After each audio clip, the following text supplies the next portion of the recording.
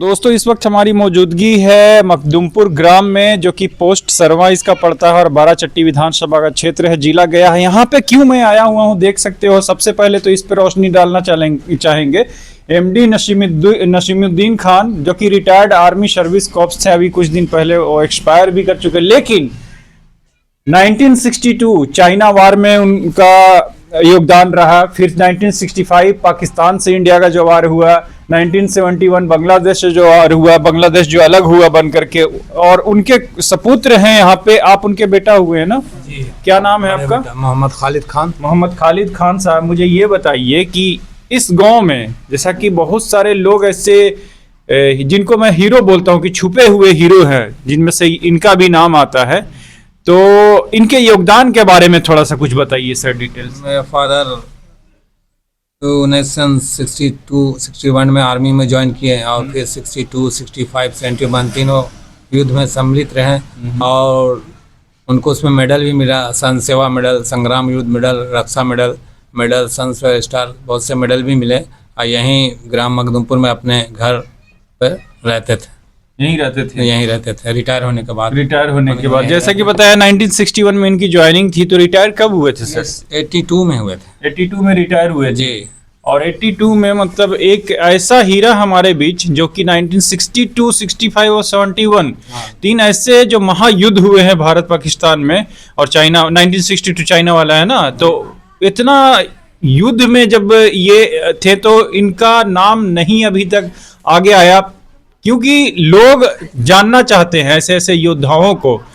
क्या कारण रहा है मीडिया का यहाँ नहीं आना, या क्या कारण रहा है कि लोग नहीं जान पाए उस तरह से जितना जानना चाहिए था? ज्यादातर यहीं घर ही पर रहते थे, खेती वेती करते थे रिटायर होने के बाद। और कैंप जाते थे, कोई तबीयत खराब होती थी तो मिलिट्री कैंप आना जाना कैंप से रहता था। बस आना जाना बस कैंप से रहता था। इधर लोग में रहता था। अपने आप को ज्यादा शो नहीं करते थे। नहीं करते थे। अच्छा।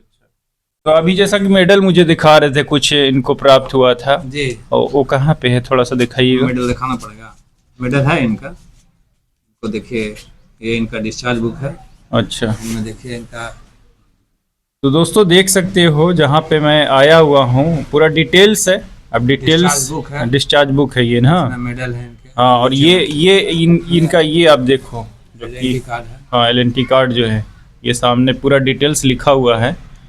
और इस गांव की तो एक खूबसूरती थी ना ये, क्योंकि इतना छोटा मोटा तो नाम नहीं था, काफी बड़ा नाम था। कैसे इंसान थे वो, ये बताइए थोड़ा सा।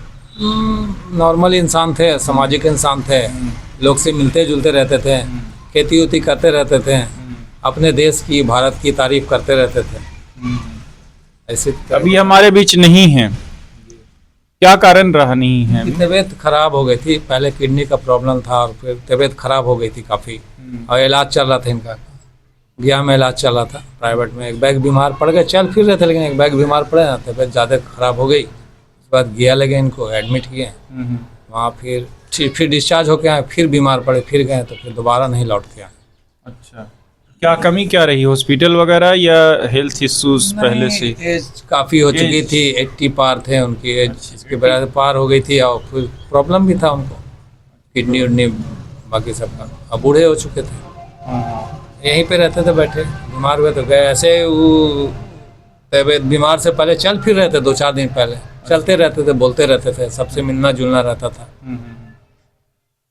इस गांव के बारे में थोड़ा सा बताइए सर। जैसा कि शर्मा हम लोग ज्यादा जानते हैं, ये मखदुमपुर में पहली बार है। गांव है, यहाँ वो घर बनाए थे उस टाइम, यहाँ किसी का घर नहीं था। अच्छा, किसी का घर नहीं था? तो पहले यहाँ पे घर बनाए थे। जो फौज को जमीन मिलती है उसी से लेके घर बनाए थे, उसी से लेके खेती करते थे, यहीं पे रहते थे। रिटायर होने के बाद यहीं पे रहते थे, घर बना के। यहीं पे हम लोग पढ़ाने के लिए भेजते थे, अपने भी यहाँ पे रहते थे, खेती वगैरह करते थे बस।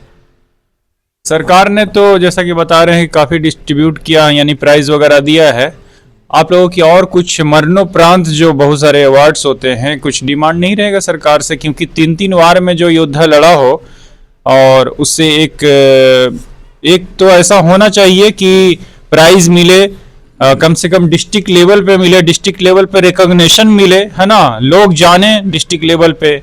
क्योंकि हमें लगता है कि ऐसे ऐसे योद्धाओं की बहुत कमी है जो कि 1 नहीं 2 नहीं 3 वार में लड़े हैं सर।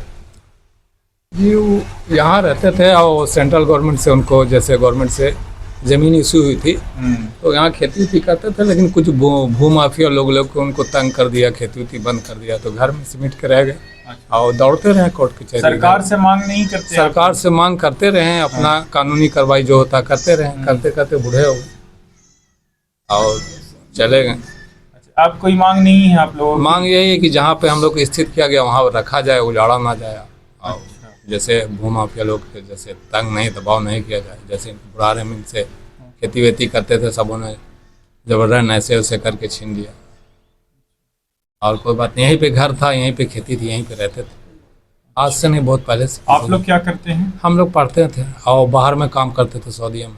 2 भाई, एक छोटा भाई यहीं पढ़ता, ट्यूशन पढ़ाता, लोग यहीं पे रहते थे। अब वो काफ़ी बूढ़े हो गए तो हम चले आए थे, बाप के पास रहते थे। तो जैसा कि देख रहे हैं, एक और इनके सपुत्र हैं जो कि मैं चाहूंगा कि बैठे यहाँ पे। साजिद खान आपका नाम हुआ है ना? अच्छे। आप लोग कितने भाई हैं? हम लोग 3 भाई। 3 भाई हैं। एक तो ये है, एक आप हैं। हाँ, एक महिला भाई है, वो दुबई में रहते हैं। अच्छा, दुबई में रहते हैं। अच्छा, तो आप अभी यहाँ पे क्या कर पा रहे हैं? हमको सर MA किया मगध यूनिवर्सिटी से, उसके बाद मैं UPSC की भी तैयारी किया। अच्छा। वहाँ भी 3-4 साल रहा। BPSC के भी मैंने कई बार एग्ज़ाम दिया और अभी फ़िलहाल मैं घर ही पर हूँ। और ऐसे मैं औरंगाबाद में भी मतलब जॉब करता हूँ। किस डिपार्टमेंट में जॉब? वो कॉलेज इसमें जॉब करता हूँ। कॉलेज में जी। इतने बड़े योद्धा हमारे बीच से गुजर गए कुछ दिन पहले। कैसे स्वभाव के इंसान थे? आपको कैसा लगता? उन्होंने तो बताया अपने हिसाब से, क्योंकि आप यहाँ पे ज़्यादा टाइम, उन्होंने बताया सऊदी में रहते थे। फादर जो मेरे थे वो मतलब किसी चीज़ की गलत बर्दाश्त नहीं करते थे। जैसे कोई आदमी अगर किसी को अगर सता रहा है या किसी तरह का कोई ये कर रहा है तो उसमें वो खड़े हो जाते थे।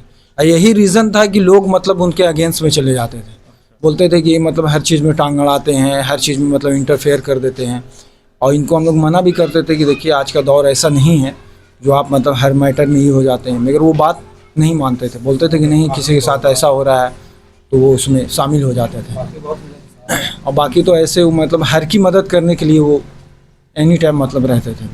कोई भी आ जाता था उनके पास, अगर बोलता था कि सर ऐसी मतलब बात हो गई है तो तुरंत खड़े हो जाते थे। जैसा कि आपने बताया BPSC UPSC यानी काफ़ी पढ़े लिखे आप साबित होते हैं, तो मुझे ये लगता है कि आपको मांग करना चाहिए सरकार से कि मरणोपरांत बहुत सारा अवार्ड्स मिलता है, जो कि एक आर्मी ऑफिसर होने के नाते 3 वार ऐसे जो कि बड़े वार है, 1962 हो चाहे 65 हो चाहे 71 का वार हो, बहुत बड़ा वार है। तो आपको नहीं लगता सरकार को कुछ और रिकॉग्निशन देना चाहिए? ख्वाहिश तो होती है कि सरकार को मतलब देना चाहिए, सरकार को खुद लगना चाहिए कि इतने युद्ध में शामिल हुए हैं और देश की सेवा किया उन्होंने। उनको तो उन लोग सरकार को, गवर्नमेंट को चाहिए कि हाँ उनके एक भी औलाद को मतलब हम लोग 2 भाई ने बहुत ट्राई किया।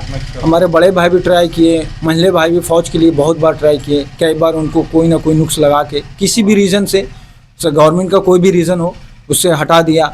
मैंने भी कई बार मतलब दिया एग्ज़ाम, मतलब कहीं का ऐसा ये नहीं हुआ कि मतलब ये किया जाए। उनको शायद ये नहीं पता होगा कि मतलब जिनकी ये औलाद हैं, जिनके पुत्र हैं, वो मतलब इतना जंग या इतना इसमें शामिल हो चुके हैं, किसी कारण से मतलब नहीं गवर्नमेंट कर रही। गवर्नमेंट से मेरी यही अपील है कि कम से कम इनके एक भी औलाद को मतलब नौकरी दे गवर्नमेंट की, ताकि मुझे भी अपनी देश की सेवा करने का मौका मिले।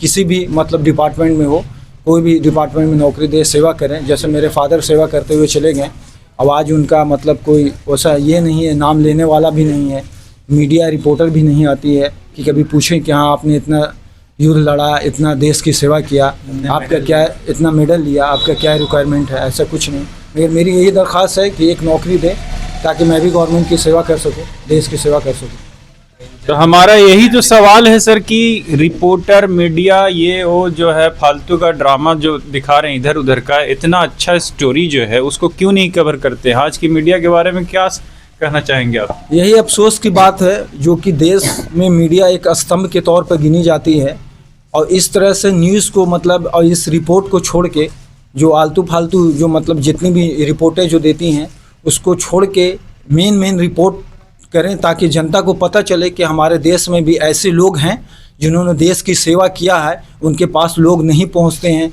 वो अकेले मतलब अपनी बातों को रखने के से वंचित हो जाते हैं, दूर हो जाते हैं, और लास्ट में वो देश को छोड़ के चले जाते हैं। और उनका डेथ हो जाता है। तो एक गमगीन कर देने वाली स्टोरी है यहाँ की, और सबसे बड़ी चीज है कि उनका सपुत्र होने के नाते इन दोनों को गर्व भी अपने पिताजी पे, और कुछ डिमांड है सरकार से भी। सरकार से ये डिमांड है कि कम से कम एक नौकरी मिले परिवार के किसी भी बच्चे को, हो सकता है इनके पोता या कोई और भी हो। क्या नाम है आपका? मेरा नाम गियासुद्दीन खान। आप कैसे रिलेटेड हैं इनसे? हम उनके छोटे भाई। आप उनके छोटे भाई हैं? हाँ। अच्छा, कैसे इंसान थे सर? ठीक से, बहुत अच्छे इंसान। बहुत अच्छे। गर्व होता है ना, फील होता है ना कि 3-3 बार हाँ में शामिल हुए हैं। हाँ। तो चलिए, कहानी तो बहुत और है, धीरे धीरे और आती भी रहेगी। हमारा सरकार से बस यही अपील है कि किसी न किसी एक को सेवा करने का मौका मिले भारत सरकार में, चाहे बिहार सरकार में। और मीडिया को मैं यही बोलना चाहूंगा कि एक बार आकर के ऐसे इस स्टोरी को कवर करें जो कि रियल योद्धा, रियल हीरो है। Thank you so much for watching this video.